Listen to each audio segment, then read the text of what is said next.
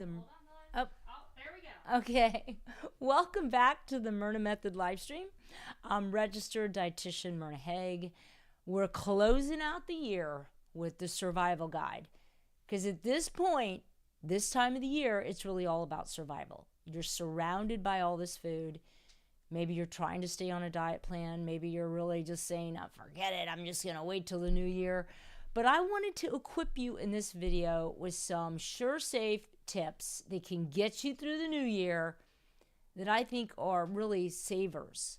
Because when it comes to food, we get locked into some of this addiction. The last two videos when I talked about holidays, food, how all this happens, where your body locks into some hormonal triggers. So, Sam, if you'll switch me over to the PowerPoint, we can get started. So let's talk about breaking the holiday triggers, gaining the control. The last videos we talked about were the emotional weight gain, and that's kind of strange to think that you can actually gain weight emotionally. And we're going to run through it a little bit tonight, give you a little summary on that. And then actually the triggers that happen from food addiction, from the actual food that triggers overeating. So when we think about food, we think about weight gain. A lot of times we're thinking, well, we're just eating too much. But there is a chemical mayhem that goes on. First of all, the emotions and the stress involved, talking about the cortisol and the insulin and the bad gut bacteria that all communicate with chemicals in our brain that really cause us to overeat.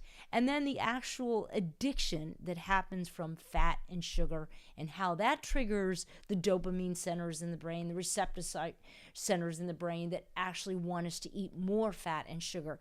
So when we're looking at the holidays, we're really running against an emotional turmoil because we've got disruptive sleep, we've got elevated cortisols, we've got disruption in the gut microbiome due to all the different foods that we're eating that are causing this microbiome to change. So when we're looking at the holidays, doggone it, it's like a total food fest that can result in overeating. So let's look at just the fat and sugar side of it, and then we're going to look at the emotional side. We're going to go back to the diagram, and you guys know because I've talked about it before, quick summary. When we're looking at eating, we're talking about food that's going to be a lot of fat and sugar. In this particular case, we're looking at glucose entering the bloodstream from these carbohydrates. And whenever you have glucose entering the bloodstream, you're also going to have insulin. Insulin is the hormone that gets released whenever we have a lot of glucose. So we're eating the carbs, some of the pecan pie, maybe it's whatever the extra fettuccine.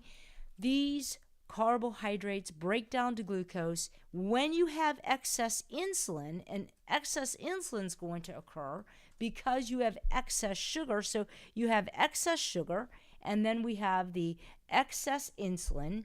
This creates an increase in hunger. Why is that? Because whenever you have a lot of insulin in the blood, that's what's going to happen. And then we're going to get this increase in fat storage, and let's explain how that happens. So when you have the sugar in the blood, the insulin goes to the receptor site on the muscle cells, because what sugar is trying to do is get inside muscle cells, get inside brain cells. Those are two big glucose hogs. They need it. The brain needs it to think. The muscle needs it to move. So insulin is the key that allows the glucose inside the muscle, inside certain neuronal cells in the brain, that talks to messengers, that allows a transporter to the surface, and this is how glucose gets inside the muscle cell. Once glucose gets inside the muscle cell, muscles are so happy.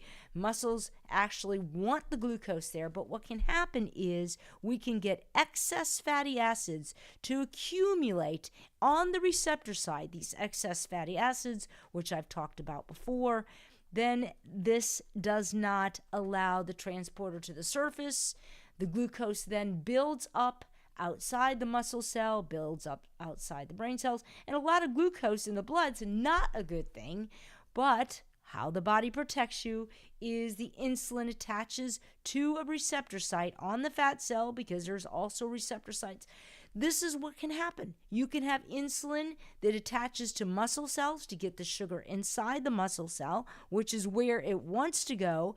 But when that doesn't work out well and you have all this excess glucose in the blood, then it goes inside the fat cell. Where is this? Particularly in the belly area. So we're going to tend to see that muffin top. So this is where we get an increase in hunger because of the excess insulin, because as you get the excess glucose, it's also going to release more insulin into the blood. So you got this double whammy. The body doesn't know any different. All it knows is, hey, we're not getting sugar where it's supposed to go in the muscle. Body releases more insulin. You get hungrier. The fat cells take in the glucose. You get fatter. Not necessarily did you eat more, but you had this insulin resistance going on, mainly because the macronutrient, too much fatty acids, too many dietary fats, not understanding, which we're going to talk about in the first of the year, managing these macronutrients, getting the right protein, fiber, carbs, and fat in your diet. This is the key. What can happen in the holidays, we have a lot of excess sugar, we're going to get a lot of excess insulin, and we're going to get the fat storage. And then another thing that happens, this is with sugar, but what happens with the emotional side of this? Well, the hormone cortisol that is released with stress, sleep deprivation that also releases cortisol, this causes the liver to release glucose in the blood. And when the liver releases glucose in the blood, it's almost the same as if you ate the glucose, right? So the liver's releasing the glucose in the blood, and the insulin is being released as well. So whether you're eating the carbohydrates or the liver is releasing the glucose in the blood from the cortisol, because that's what stress hormones do. Hormones can trigger the release of glucose. Bottom line, you're back in the same scenario as if you ate it, even though it was stress that caused it. And this can also cause an excess from the liver, which releases more insulin, releases more hunger. So stress can actually increase hunger, and the fat storage also takes place because when you have the insulin resistance, when you have the diabetes, when the glucose isn't getting into the muscle cell, it will gladly be taken in the fat cell. You'll get hungrier, you get more fat storage. So obviously the holidays are a prime time to set yourself up for this. This is what happens. So the key is, how do we reverse it? One more thing that happens is the gut bacteria. So when we are eating more fat and sugar, we create more bad gut bacteria, which can go up through the brainstem and cause an addiction in the brain because this turns on these reward centers for more fat and sugar. Also, anxiety and depression can increase the bad bacteria. So you have this biodirectional that goes on that I talked about last week, where you have more fat and sugar that creates more bad bacteria that can contribute to anxiety and depression, or the anxiety and depression can create more bad gut bacteria. Why is this a problem? Because it changes the palate. It actually talks to the brain center and it affects your appetite. So we have hormonal actions that go on. We can have this, dopamine centers and the ghrelin centers in the brain. This is what happens when the stomach hormones get activated because we get hungry. Bottom line, we have a whole assault that goes on with this sugar and fat, with these emotional turmoil during the holidays that can actually increase weight gain. So how do we reverse it? That's the key. How do we get off this train wreck of weight gain from excess fat and sugar, from this emotional turmoil, bringing in the protein and fiber?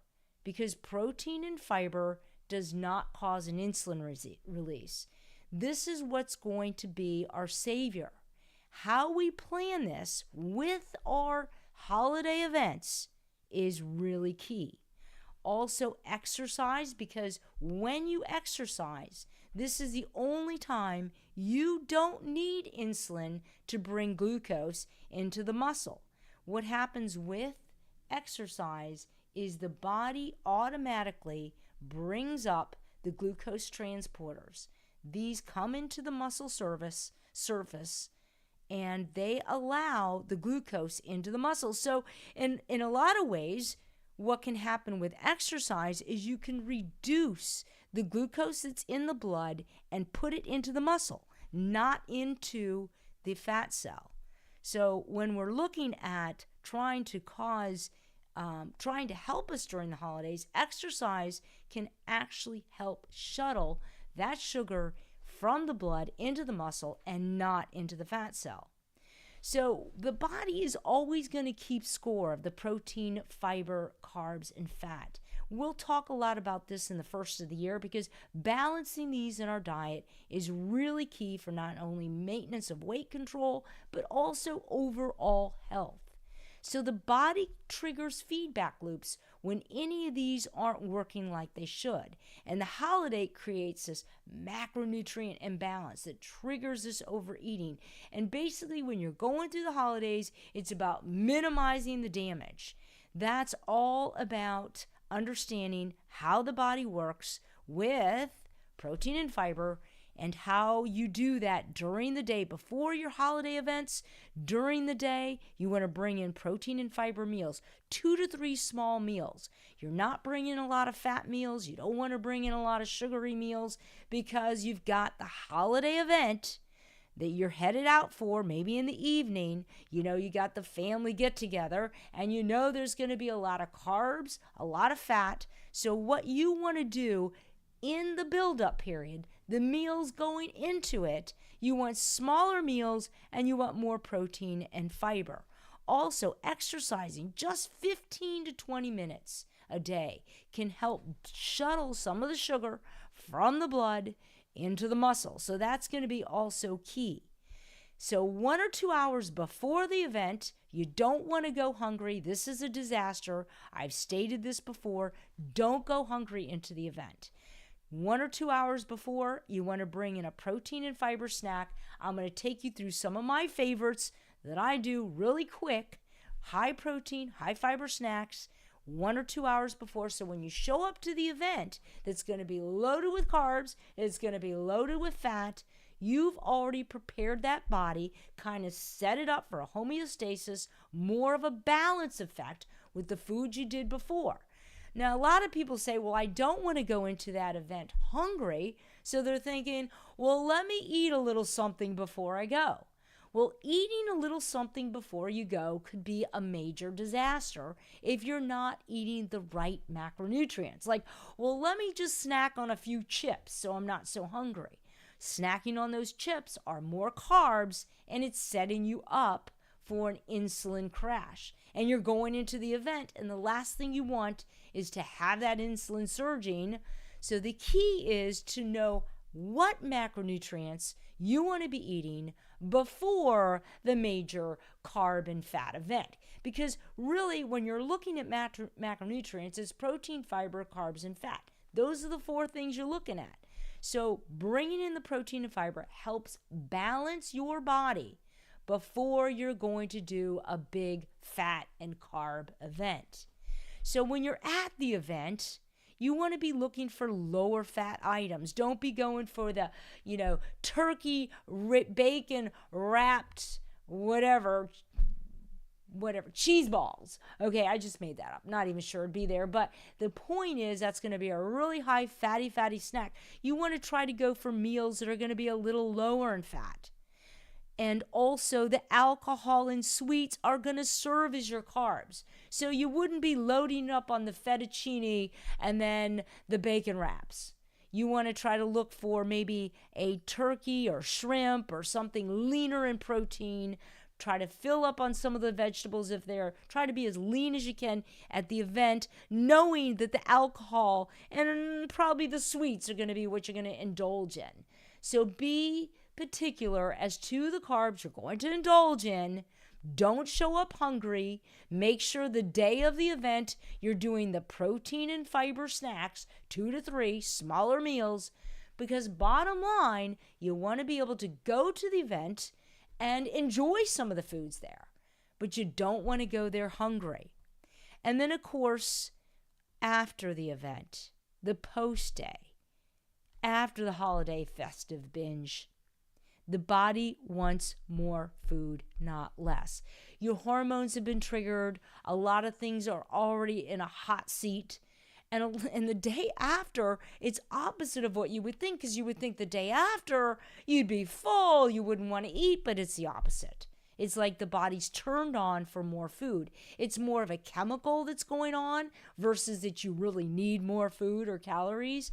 But bottom line, we go back to the eating of the protein and fiber. This is going to help balance the body back, and exercise to bring the sugar out of the blood, more into the muscles, and hopefully not into the fat cells. So the same kind of advice I would do pre-event, this is what we're going to do post-day.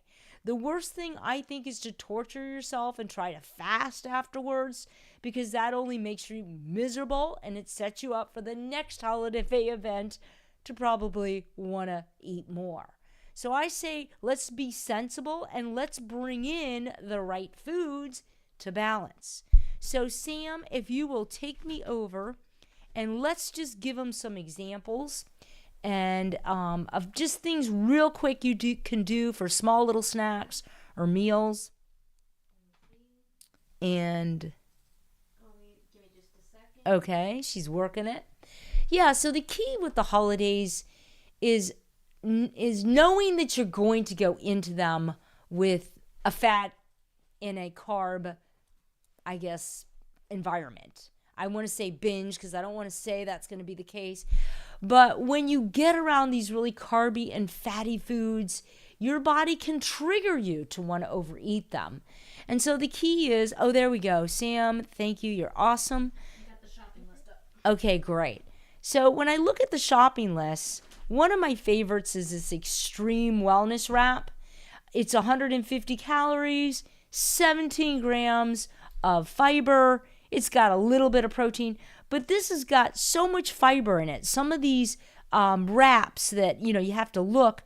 Also, this Thomas English muffin, it's 120 calories. It's 8 grams of fiber, 5 grams of protein. But these are examples that you can make a quick little wrap. You could put a turkey in there, maybe some low-fat, maybe some spinach with it, some low-fat cheese. But you can make little pinwheels and just small little snacks that you can have, starting with the right wraps, super easy, maybe a half a sandwich of a high-fiber bread, but something that is balanced with protein and fiber just to put out that hunger. You also have these chickpea pastas. I'd say maybe make a lunch of the chickpea pasta. It's got, anywhere from 11 grams of fiber, 7 or 8 grams of protein. You might put a little bit of protein in there, but you can put some vegetables in there. You can make a bowl of that, separate that out for 2 to 3 meals, just something that you can keep your body dipped into before the holiday event. That's food, right? Because you don't want to starve before you go in. But bringing in these fiber and protein snacks is great. We've got some veggie spirals. We've also got beans. Beans in themselves are balanced because they're high in protein and they're high in fiber. Also, just some other ideas. The key is that you're bringing in a protein and fiber. For me, some of the simple ones are some of these protein and chickpea pastas, these lentil pastas, bringing in wraps, putting some vegetables, maybe a little hummus in there. Doesn't need to be a lot, just enough to bring in the protein and fiber, keep the balance before the holiday event, knowing that you're going to be surrounded with a lot of fat, a lot of carbs. You're probably going to want to enjoy it. You're going to want to do the alcohol. I get it. Probably going to want to have a little indulgence. So make sure the other macronutrients, the protein and fiber, are really brought in the meals prior. So Sam, that's great. If we have any questions on the chat, we can bring it in. Also, next 2 weeks, we've got the holidays. I want to wish you guys the best ever holidays. We've got Merry Christmas. We've got Christmas Eve and Christmas Day. So that knocks us out for Wednesday. And then we got New Year's Eve, New Year's Day. But next year, 2025, it's a new you. We're going to bring in some great content and really get started into having the best year ever, the healthiest year ever. And that to me is going to be a bang up because I've got some great stuff coming in. And Sam? Nope, nothing there. Okay. All right. Just remember, don't forget to hit subscribe. I will see you next year. Have a Merry Christmas, awesome New Year. Until next year, see you later.